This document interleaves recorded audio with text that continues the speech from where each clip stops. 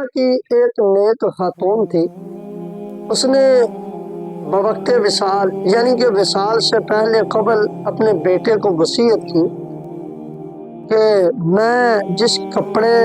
کو پہن کر جو ہے رجب میں یا عبادت کرتی ہوں اس کپڑے کا کفن دینا مجھے،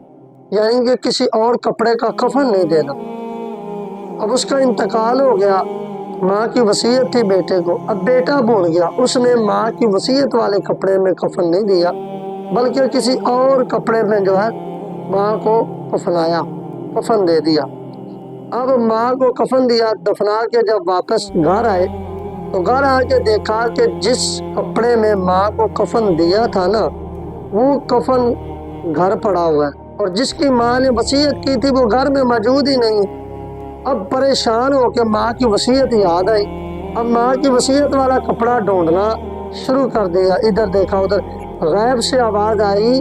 کہ جس کی اس نے وصیت کی تھی ہم نے اس کو اسی کفن میں کفنا دیا ہے، یعنی کفن دے دیا۔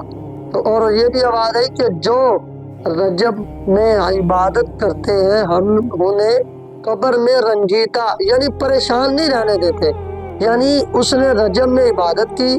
اب اس نے وصیت کی بیٹے کو، بیٹا بھول گیا، تو فرمایا غیب سے آواز آئی کہ ہم نے ان کی وصیت کو پورا کر دیا۔ کیوں کہ جو رجب میں عبادت کرتا ہے،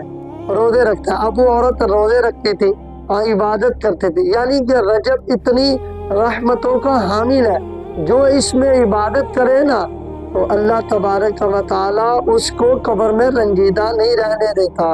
رجب اللہ کا مہینہ ہے کیا، اور رجب رمضان کا فاٹک بھی ہے ماشاءاللہ۔ رجب کے بہت ہی فائدے ہیں، تو اس میں خوب عبادت کریں، سحری افطاری کریں۔ اللہ تعالیٰ ہمیں رجب میں عبادت کرنے کی اور رجب کا احترام و اکرام کرنے کی توفیق عطا فرمائے۔